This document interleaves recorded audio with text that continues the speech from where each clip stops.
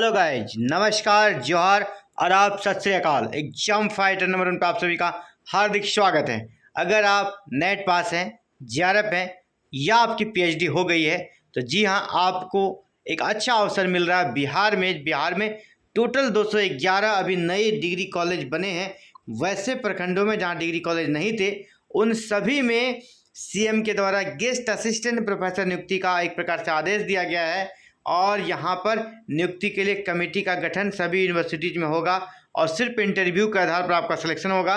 आज पूरा इस न्यूज़ के बारे में बात करेंगे और साथ ही साथ किस प्रकार चयन की प्रक्रिया रहेगी उसके बारे में भी बात करेंगे। तो चलिए वीडियो में बने रहिएगा। आगे बढ़ते हैं और सबसे पहले इस न्यूज़ को समझिए, ठीक है। यहाँ पर सीएम का निर्देश, यानी बिहार के जो सीएम है उनका निर्देश है। यहाँ पे क्या निर्देश है कि 211 प्रखंडों के डिग्री कॉलेजों में पढ़ाई 1 जुलाई से शुरू करना है और पढ़ाई शुरू करना है। और इसके लिए क्या करना होगा? सबसे पहले टीचर्स की नियुक्ति होगी, इसके अलावा नॉन टीचिंग स्टाफ्स की नियुक्ति होगी। उस पर यहाँ पर स्पेशल आदेश दिया गया है। मैं इससे पहले आपको शॉर्ट में बता दूं, फिर डिटेल में इसको हम लोग देखेंगे।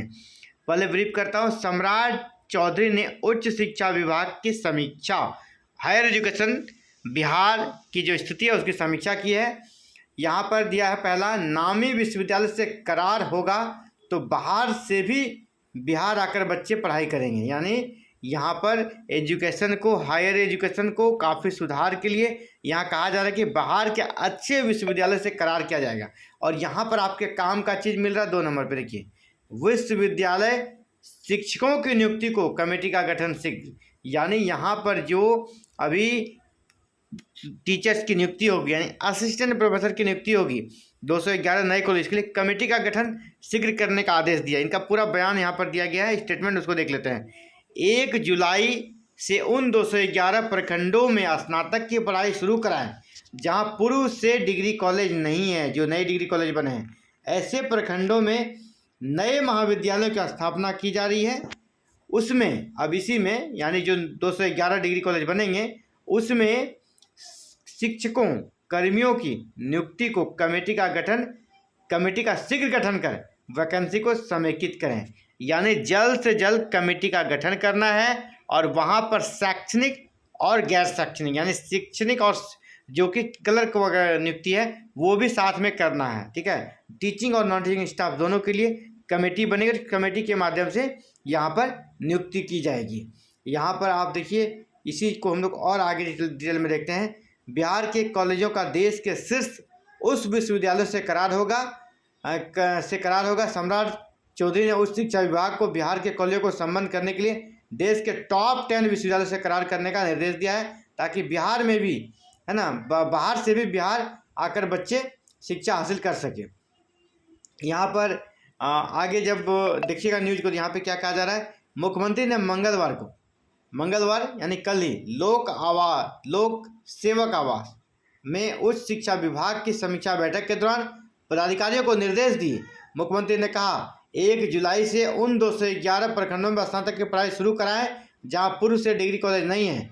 ऐसे प्रखंडों में नए कॉलेज की स्थापना की जा रही है जिसमें शिक्षकों और कर्मियों की नियुक्ति के लिए कमेटी का शीघ्र गठन कर वैकेंसी को एक साथ अटैच करें। यानी सभी कॉलेज से वैकेंसी को कर सकते निकालने का आदेश दिया है, वैकेंसी को अटैच करने का आदेश दिया है, समेकित करने का आदेश दिया है, ताकि पूरा एक बड़ा वैकेंसी मिले और सभी नियुक्तियां एक साथ हो जाए, है ना। इसलिए सभी को कमेटी गठन करने का निर्देश दिया है ताकि कमेटी के माध्यम से ये नियुक्ति हो। और आपको पता है ये जो नियुक्ति होगी ना, यूजीसी का रेगुलेशन 2018 के तहत ये नियुक्ति प्रक्रिया संपन्न, यूजीसी का रेगुलेशन 2018 ये है और इसी के तहत ये नियुक्ति होगी। रेगुलेशन 2018 क्या है आप समझ लीजिए। ये है रेगुलेशन 18, जहाँ पर सिर्फ इंटरव्यू के आधार पर आपका सिलेक्शन होगा।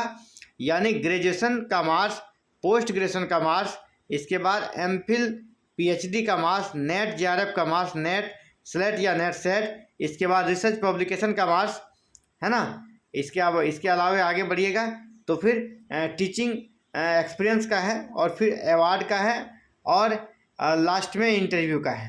इतने नंबर्स इस प्रकार आपके कह सकते हैं यहाँ पर डिस्ट्रीब्यूट किए गए हैं, ठीक है। तो देखते हैं आपका एपीआई जो है ना किस प्रकार यहाँ पर कैलकुलेट किया जाएगा। यहाँ पर सबसे पहले देखिए ग्रेजुएशन में अगर 80% से ज़्यादा मार्क्स है तो आपको 15 नंबर दिया जाएगा। 60 to 80 के बीच है तो 13 नंबर, 55 to 60 के बीच है तो 10 नंबर, और 45 to 55 के बीच है तो 5 नंबर आपको यहाँ पर दिया जाएगा। इसी प्रकार पोस्ट ग्रेजुएशन में 80% से एबव है तो 25 नंबर है, 60 to 80 के बीच में है तो 23 नंबर है, और 55 से कम है तो फिर आपको यहाँ 20 नंबर है। ये यहाँ पर है। इसके बाद एम फिल में यहाँ पर आपका 60% एबव है तो 7 नंबर है, और अगर 55 to less than 60 है तो यहाँ पर 5 नंबर है। पीएचडी के लिए 30 अंक दिया गया है। नेट विथ जेआरएफ है तो 7 अंक है, सिंपल नेट है तो 5 अंक है, और स्लेट या सेट यानी बिहार का बैट तो हुआ नहीं है तो वो होगा नहीं, बस स्लेट यहाँ पर चलेगा नहीं, ये वाला अभी यहाँ पे लागू होगा ही नहीं, है ना, क्योंकि बैट लिया नहीं गया है। तो आपको नेट विथ जेआरएफ है तो 7 और सिंपल नेट है तो 5 नंबर। इसके बाद यहाँ पर आगे बढ़िए, और आगे आपका क्या 6 नंबर पे आते हैं। 6 नंबर पे रिसर्च पब्लिकेशन, ठीक है। यहाँ पर कहा जा रहा है 2 marks for each research publication, यानी एक रिसर्च पेपर अगर पब्लिश होता है तो आपको 2 नंबर दिया जाएगा। टोटल यहाँ पर है 10 नंबर मैक्सिमम आपको दिया जाएगा, यानी आपको 5 रिसर्च पेपर पब्लिश कराना होगा तब आपको यहाँ पर 10 नंबर मिल जाएगा। तो वैसे बच्चे जो सिर्फ अभी नेट पास किए हैं या जिनका सिर्फ पीएचडी है, आपका पेपर 5 नहीं है, रिसर्च पेपर 5 आपका अगर पब्लिश नहीं हुआ है तो आप जल्दी से जल्दी ये पेपर पब्लिश करा के रख लें ताकि आपको ये वाला 10 नंबर मिल सके, क्योंकि बाद में की चीज़ें आप बदल नहीं सकते, लेकिन इसको भी आप बदल सकते हैं। अगर आप कहीं पढ़ा रहे हैं तो आपको टीचिंग एक्सपीरियंस भी दिया जाएगा, ठीक है। अवार्ड में बहुत मुश्किल होता है, ये इसकी उम्मीद आप बिल्कुल भी ना करें। ये एरिया है जहाँ पर आप नंबर बढ़ा सकते हैं। अगर आप कहीं पढ़ा रहे हैं तो आपको एक्सपीरियंस का लाभ दिया जाएगा। इसके अलावा सबसे ज़्यादा ज़रूरी आपके लिए है कि रिसर्च पब्लिकेशन में किस प्रकार आपको 10 नंबर मिले। अच्छा से पेपर लिखना है, उसको पीयर रिव्यू जनरल में पब्लिश करना है। साफ साफ लिखा है ना, लिखा published in peer review general, यानी पीयर रिव्यू जनरल में, या फिर यूजीसी लिस्टेड अभी खत्म हो गया है तो यूजीसी लिस्टेड तो मिलेगा नहीं, तो पीयर रिव्यू जनरल में आप पब्लिश कराइए।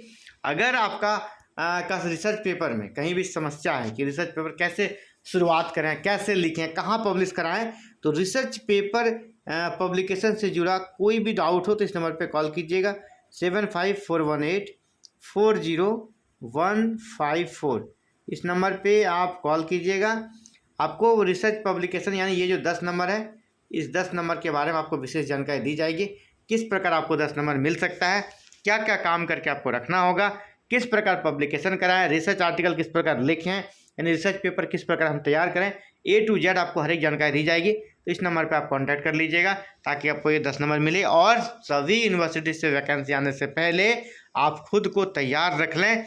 इसके लिए ये सारे काम, सारे कागजात आपको रेडी रखना है। तो सभी यूनिवर्सिटी से फिलहाल गेस्ट फैकल्टी की वैकेंसी निकलेगी 211 नए प्रखंड में। यहाँ पर सीएम सर का भी निर्देश मिल गया है, कमेटी का जल्द गठन होगा। यानी आपको अभी से अलर्ट रहना है। आपको ये समझना है कि वैकेंसी आ चुकी है और हम तैयार हैं, कभी भी डॉक्यूमेंट मांगा जाएगा, हम खुद को तैयार रखेंगे।